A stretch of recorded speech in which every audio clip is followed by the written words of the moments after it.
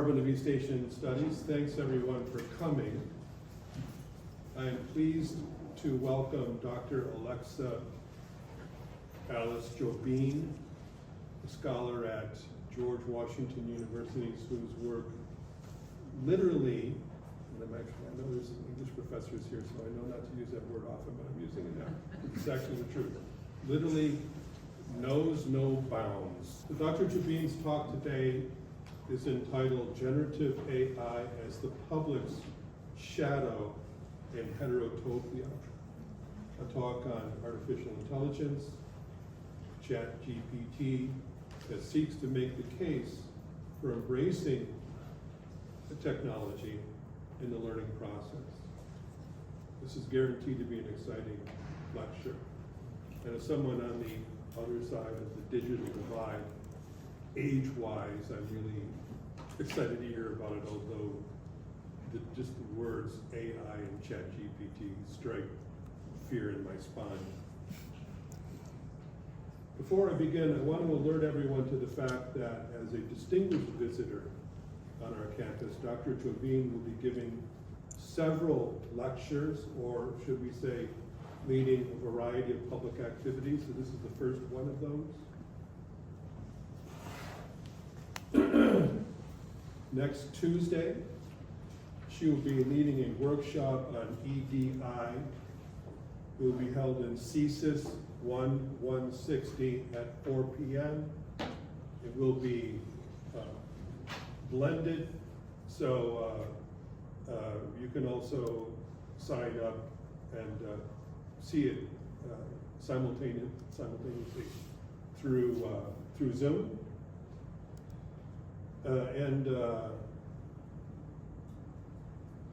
That and all the other events are very readily found on the U of A website. Just Google her name in University of Alberta and it'll pop up. I tried that myself. On Thursday of next week, which I think might be September 4th, at 3:30 p.m. in the Timms Center lobby, Dr. Joubin will be presenting her work on the Taiwanese adaptation of Shakespeare's play Hamlet, and this Taiwanese play is called Shamlet, so it is a parody of the original. I think it would be of interest to many people in the Department of English and Film Studies, as well as drama, so that event will be co-sponsored with drama. And just to let you know, our vision for that talk next week was to have students or other actors together read part of one act of that play. And we are still looking for volunteers to do that. So if any of you has like this incredible craving for the stage, hey, we would be more than happy to help you satisfy that urge. So just come up to me after the talk and set something up. We are still looking for people.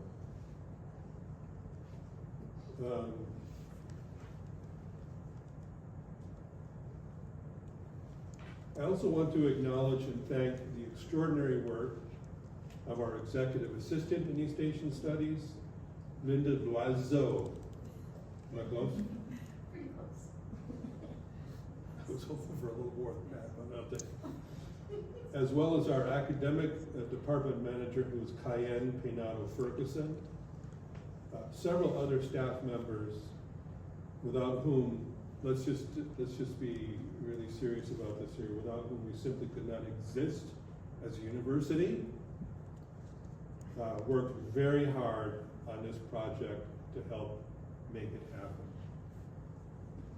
I also want to thank the support, in particular for this event, from the Department of English and Film Studies, and also Media Studies, and 3 chairs for their support in helping us win the Distinguished Visitor Fellowship for this. Sitting right in the front row, now on leave. I will just note a few things. She is a professor at George Washington University. Her listing is in about 5 different departments. I keep telling the administrators at GW, just make it simple, make her Distinguished Professor of Humanities. The title could be simple and easier to remember. I think that's going to happen very soon, actually. But I knew her when she was much younger and just sort of breaking into the field, and I'm just really amazed at how she has developed. She is an extraordinary intellectual scholar and teacher whose reach is as broad as anyone I know in this profession. For a long time, mainly because of the breadth of her expertise, I wanted to bring her to campus in this most honored of roles. Her mastery of the Chinese literary tradition, of film, of English literature, especially Shakespeare, of European cultures and languages such as German and French, and her embrace and utilization of technology are beyond impressive. She also has a special commitment to equity, diversity, and inclusion. Dr. Joubin is an effervescent, bright, and energetic colleague, but like most of us, she too has faced and conquered considerable obstacles in her life path. She's a role model for us. And I will just leave it with that. So with that, please join me in welcoming Dr. Alice Joubin. Hello everyone, good morning. Thank you, Chris, for this very generous introduction. It is my honor to be here. It really took a village. I have so many people to thank, but Chris covered them. There's many co-sponsoring units from the Provost's office to Faculty of Arts, Josephine for research, as well as the Cool Institute, what a cool name, China Institute, among many others. So it's extraordinary for me to be here, to be on campus with you, and to workshop our ideas together. I'm going to be talking about AI, generative AI. I assume by this point, a lot of people, even if you don't know a lot, you probably heard enough of it. So part of this talk is dynamic. It's actually many talks packed here, and it depends on where we go, what your interest would be. I would decide which part to activate. I'll just start with kind of a preamble, which is that we live, I believe, in an inquiry-driven society. So we live in an inquiry-driven search culture. By that I mean that a lot of activities are filtered through algorithmic governed inquiries. And that could be anything from navigation, which a lot of people use every day, through research, through a simple search, on the library catalog, Google. All of these are actually algorithmic governed. Now AI is only part of the picture, even if it's dominating our discourse. I don't want to lose sight of kind of AI is everything, or is the ultimate, or is the only thing. The way I teach, I allow my students and encourage them to use AI responsibly, but always keep in mind it's only one of 100 tools. If that's the only tool in your shed, that's a very sad reality. And so combining with other tools. So one feature of inquiry-driven search culture is that information retrieval has been regarded as more important than memorization of tidbits of facts, and algorithms are so prevalent that they become transparent. You don't think about their existence, and there is a great deal of inequality, unequal access to this information. And the last point is we need to bear in mind that the questions, the prompts, right, the inquiries, they are actually important data points themselves. People tend to kind of overlook them. They think of, large data sets, data-driven decision, but how about the questions? And that's another point I wanted to bring to the conversation as a humanities scholar. I suppose we need to define AI, right? So what exactly is AI? Artificial intelligence generally refers to technologies with self-governing protocols. Think of think of ranking mechanisms. When you do a Google search, there is, of course, silent ranking mechanism behind it. Some people say it's very problematic because it's commercially driven. If you pay your website, for example, and float higher. So all of that, even route calculation in Google Maps, predictive texting. When you're texting, right, you don't have to type the whole word. For me, that's also a problem. So basically, generative AI is auto-completion steroid. And over time, if you rely on it too much, you will think only one of three thoughts deemed possible by the machine, because it's predictive texting. And right, and if you want to contradict it, you actually have to put in more effort and manually steer it. Now, generative AI is a type of AI, right? Under the umbrella, it's only one type. I should mention also there's a very, very, very long history of what is called automaton. Even in ancient Greece, they were already writing about these kind of dreams. So that's both extraordinary, but also nothing new under the sun.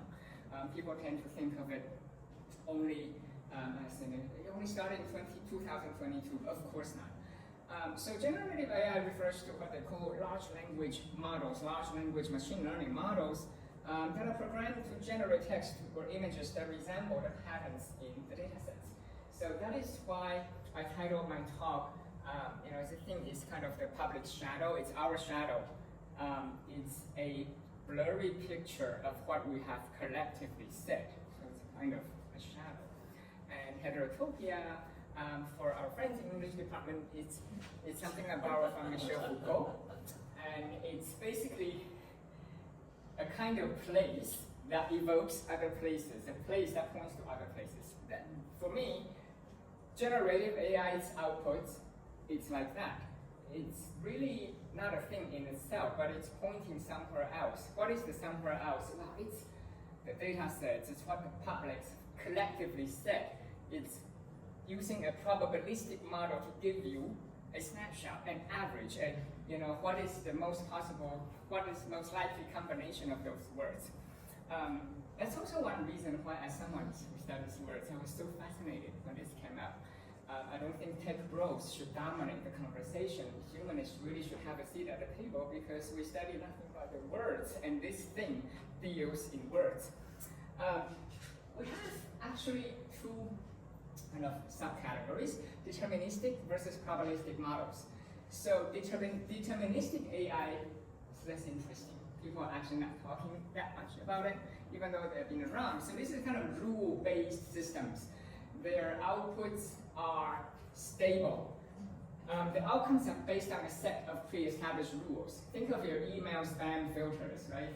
If the email contains this word, it'll go there. So predictive and deterministic.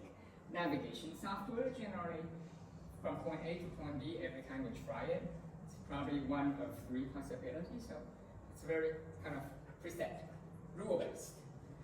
Probabilistic.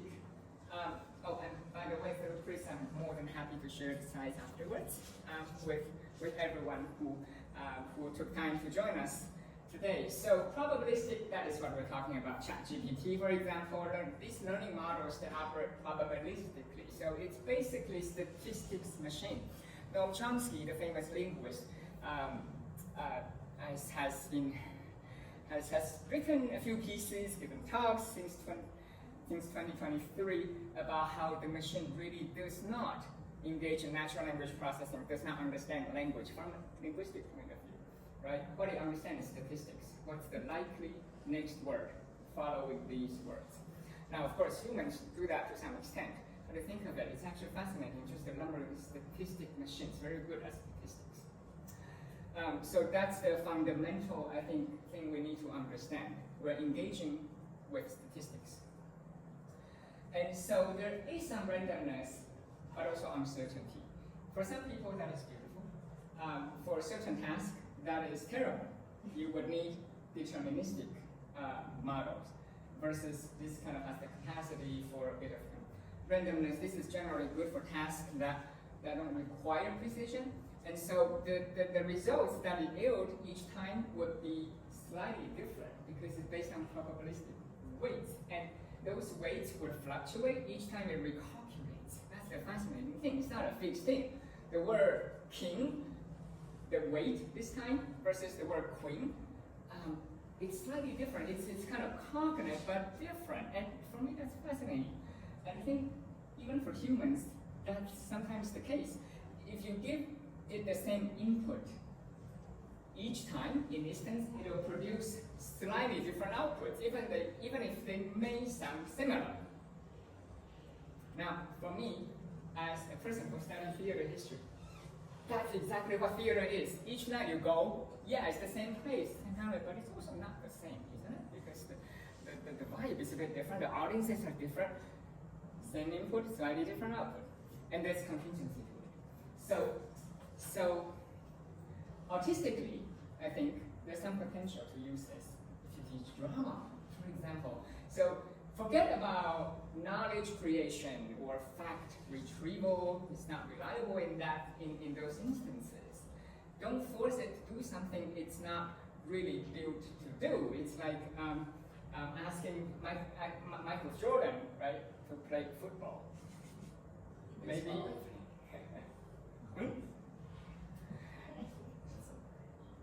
I think earlier I tried baseball, but I realized you actually can't do baseball, right? So you need a five, or you have a hammer, but you're trying to make it do something that a hammer doesn't do. So it has artistic properties, because randomness, unpredictability. It can perhaps renew our sense of language because of this unpredictability, or some hallucinatory, as some people like to use. I think the word contains able-bodiedness in it. It's slightly problematic, but I like to say that AI will hallucinate, meaning that it will veer off the more normative path. But for me, I think that's very useful. We can expand and capitalize on that as well. So, in short, its statistic machine is very good at pattern recognition. If you think about Google's image search function, it's actually a type of probabilistic AI, even if it doesn't talk. So you have a convolutional neural network to identify features in an image you upload. You upload an image and you say, search for similar images similar to this. What it does is break it down and compares it to a vast database of images, and would give you a number of similar images. And these so-called similar images that actually have assigned probability score, indicating how likely it is to match the indicated image. So that's already a type of probabilistic AI and its use. If you ever use social media, the staff recommended to you, a lot of people complain it's completely irrelevant. They use a probabilistic model because they are looking at your prior actions, and then the prior actions of users like you, they have similar activity logs, in order to use the content serving algorithm to come up with the probability that you will engage with this content. So that prediction. And we all know how well and not well that works, right? You accidentally click on, God forbid, one ad, and your social media feed will be filled with that type of ads for other products. I know we are coming from different places, so I'm offering this probably well-trodden path for some of you expert users, probably new for others, but I think of great interest for English scholars, for literary scholars. How does an AI read versus how a human read? Both can engage in close reading, not in the new critical way, but when we close read a text, typically in literature, we meant that we're going to break down the properties, the formalistic features of it, by paying attention to how the words are put together. AI does this to some extent, but it does it differently. It'll look at each word and look at how colorful it is. It's actually assigning it a token, which is weighted statistically. And as you can see, we have 389 characters in this statement. It's worth 77 tokens. That's actually very important if you are a subscriber to, say, OpenAI, because what you're purchasing is tokens, not how many words. But it's related to how many words eventually, right? You can put in your inquiry and you can get the output. So what's of interest is AI is actually conducting a type of close reading without understanding the true semantic context for it. It's really that, these words, they follow each other often in the data sets. And so when it produces result, it will mimic that. For these reasons, AI really is a humanistic topic. At least in the past 2-3 years, it has helped philosophy become mainstream, because when people talk about technology now, they are actually talking about philosophical questions that were deemed trivial earlier. For example, mind and body, do we have free will? Can machines be given moral agency? And what does consciousness mean? Above all else, human and non-human agent relationship, right? Not just AI, human and the natural world, human and animals, for example.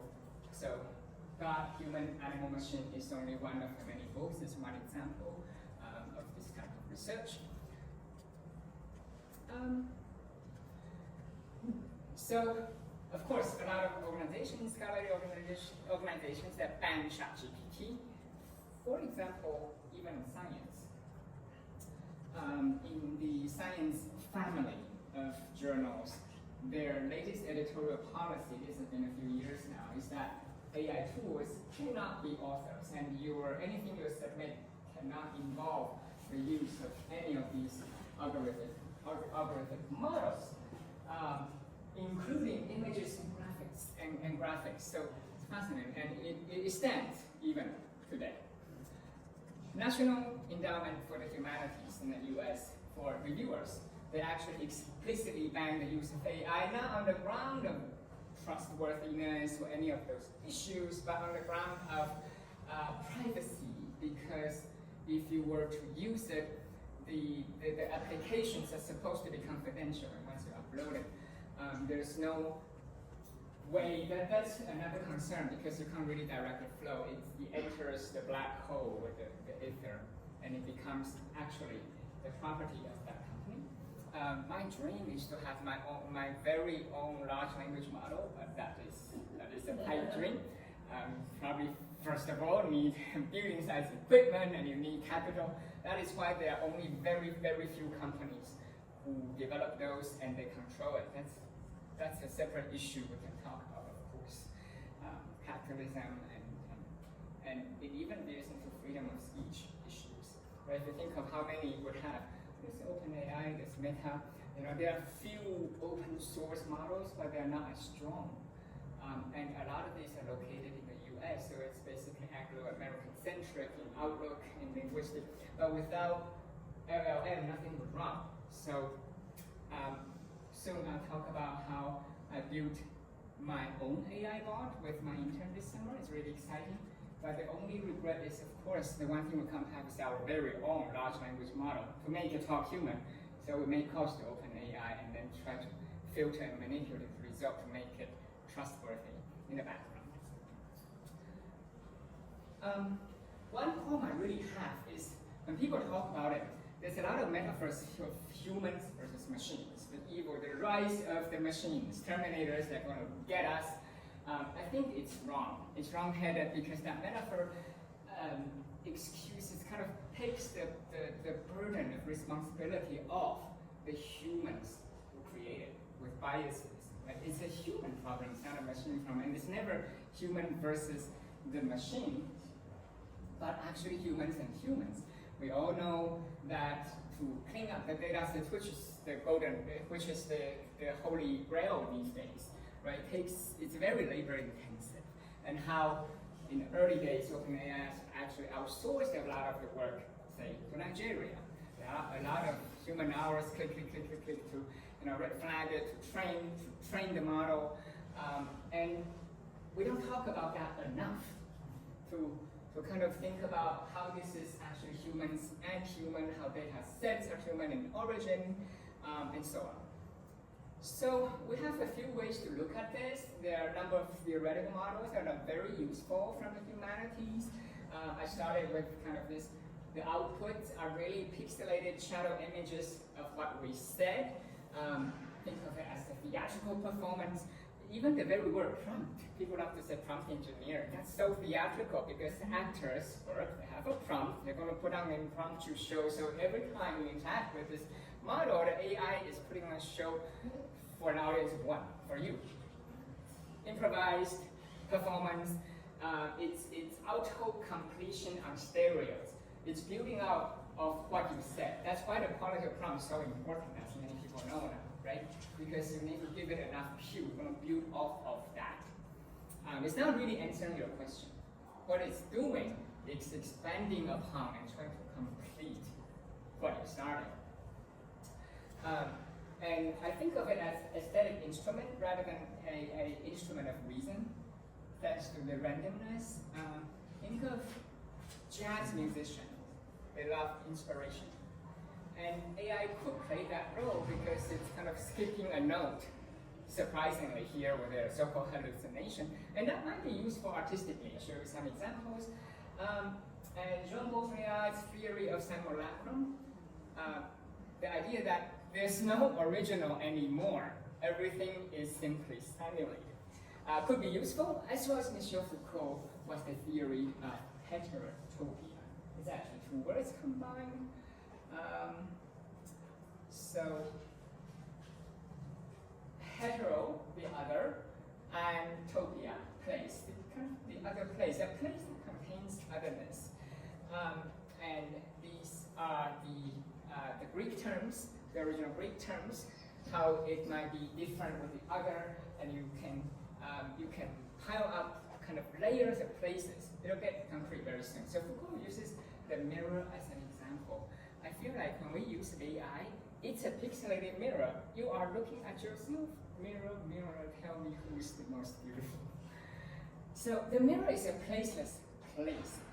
He says in the mirror, I see myself in an unreal place, and that virtually opens up behind the surface. But at the same time, I know I'm not there, I'm here, and yet there is a copy of me there.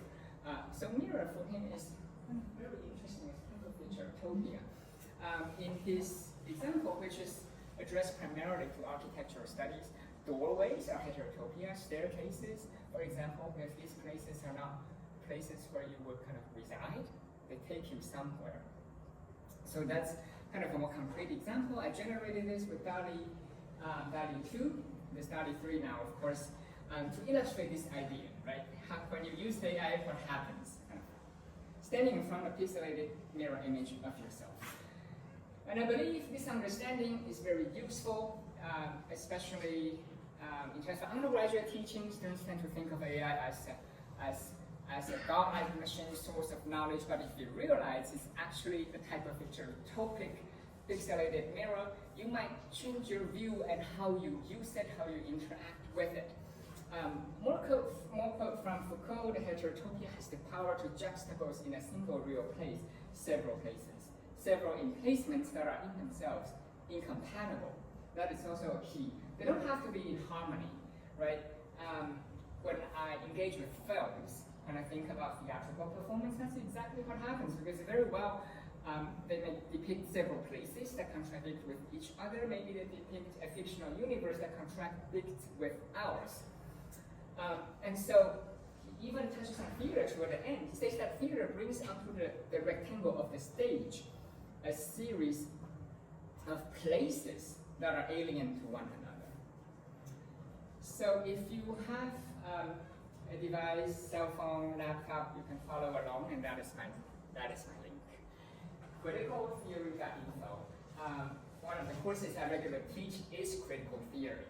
And when you arrive on a site, you look to the lower right, that's my proprietary chatbot. It's a dialogue bubble. You click it, you can chat with it. For professors who are very narcissistic like me, I took great pride in, hey, it's a parrot, talk like it. So smart, who talks like that? Oh, it's my material. So it's trained on my words and trained on transcripts of my lectures.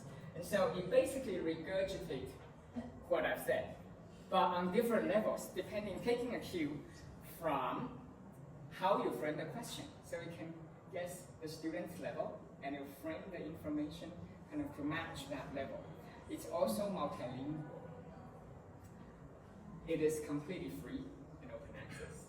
Then of course, it's a course, nothing is free, which is, in the summer my friend was paying for it, but I think in September, the entire money will run out due to how popular it is. The more you use it, the more it'll drain the tokens that I bought.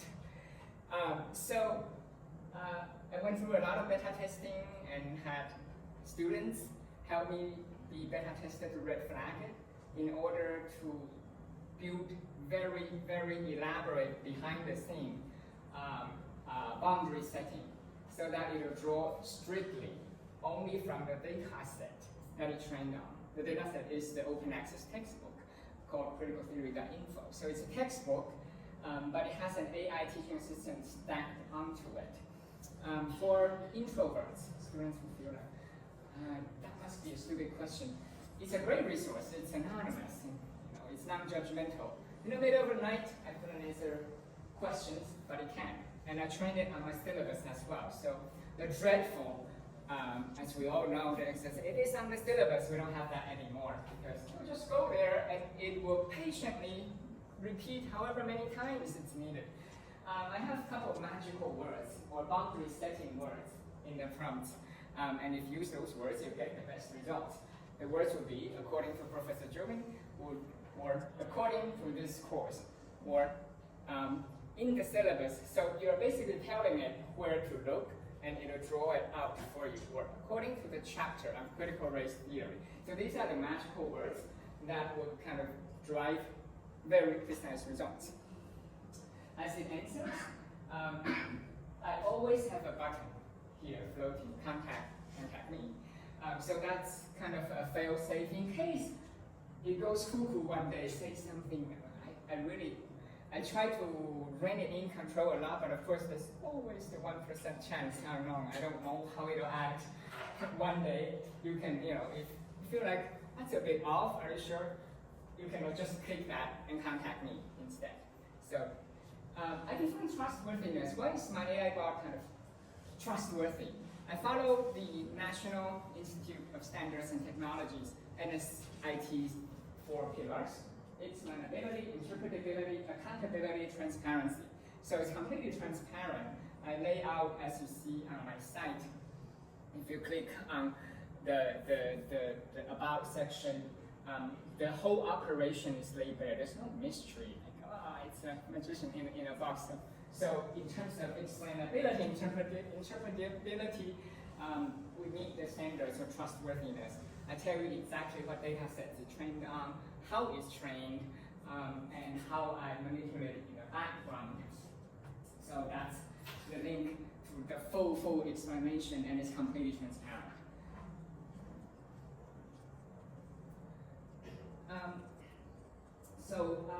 Last fall, I was a fellow in my dean's office, and I conducted an AI pilot study project in terms of the current state of AI in higher education. I interviewed a large number of people to gain insights across many disciplines. And I wanted to share with you some of the very interesting things that I'm hoping we have STEM people in the room, as well as humanities and social sciences. What are people saying? So my computer science colleagues, they're coders, they're actually saying the same thing as humanities. It's not reliable. A lot of people say AI can code, it's really great. But actually, GitHub has a lot of open source, peer-reviewed, vetted codes. It's easier to take from there, like Lego pieces, than have AI do it from scratch. What it's essentially doing is actually drawing on GitHub. So the problem they face is the same as the humanities. You need to be some kind of an expert in order to use it well. So the coding problem and the problem of teaching and writing, they are very similar because yes, it can code, it's functional, it is grammatically correct, just like in say in English classes, writes grammatically correct sentences, but those sentences, do they do any work? They may not be compelling, right? So it's the same. Don't be fooled by the surface level. Oh, these lines of code are functional, but for them, most important is efficiency, right? You consume more resources to accomplish the task. Maybe it's slower, but for AI perspective, you ask for this, I gave it to you. It works. But it doesn't really work, right, for the experts. So that's very interesting, and I think that's an important insight. People tend to think it works great. We all know AI and math, they don't really mix, right? It doesn't know yesterday from today. For it, there's no kind of questions about chronology, questions about numbers. It's actually not a very good tool. So they face the same challenge. There's no such thing as AI is somehow more useful in some STEM courses versus humanities, because we do eventually face very similar challenges. And both of these disciplines will eventually take a more metacritical approaches, at least according to colleagues I interviewed, kind of rethink the raison d'etre of your scholarly enterprise. What do we teach when we teach writing, for example, and all of that? I think that's really interesting. Though, across all fields, we need to develop skills to combine tools these days. So it's no longer about how we understand employers eventually would expect AI skills, but I think the terrain is more complicated than that. It's not about I'm good at ChatGPT, but actually I understand all these specialized AI tools and the context and basically the ecosystem. Think of it as ecosystem, right, with all the other tools. And I think that's a key skill, not just prompt engineering as some universities like to sell it to people. And personally, I've developed also another strand. I thought critical questioning skills are really important. It's related to prompt engineering, but have you ever questioned, we love to say, we are problem solvers, but who told you it's a problem? Did you ask questions? Do you develop kind of a consciousness of this problem versus that problem? Which one is more important in what context? And so kind of asking questions. So I've stopped giving students prompts to kind of write an essay on X, Y, Z. No, but come up with a question yourself. So that actually is a lot of work. Kind of defining a research question is open-ended, kind of focused enough. That's actually cross-disciplinary skills and very important. What we're doing here is more a brainstorming buddy. Accuracy is not at stake, and that's why it's all right, at least in my field. So you put in a draft question that may be kind of very close-ended. Is Othello a racist play? We all know that's not open-ended enough, but it'll give you, say this kind of question might be answered as, give you some examples, and then it'll come up with alternative questions that are a little bit more elaborate. That by open-ended, we mean questions that can kind of generate discussion or debate, right? And so after a few rounds, it's actually very, very useful. It's like practicing tennis, practicing against a wall. Good, but not very interesting. If you have a bot who's, not world champion, it's not perfect, but cheap, that's still good in terms of at the earlier stage, right, to build up your skills. So that's essentially what it is for. It's not a source of knowledge, but if you think of this kind of role-playing, I think it does have a place.